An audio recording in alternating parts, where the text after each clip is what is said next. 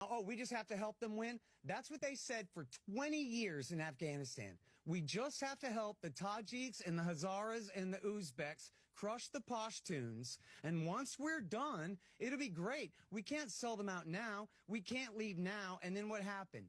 Hundreds of thousands of people killed, and they lost anyway. And everyone knows it's in the Wall Street Journal. It's in the Council on Foreign Relations Journal, Foreign Affairs. Even Richard Haas, the former president of the CFR, has a new piece in Foreign Affairs saying, give it up. We know that there's nothing America can do to help Ukraine retake the Donbass, Zaporozhye, Kherson, Crimea. They can't, unless you want to call in the B-2s and the B-52s and the U.S. Navy, at which point we have a general war. So the war is lost. So this guy can bloviate all he wants about how, no, it would be wrong to turn our back now.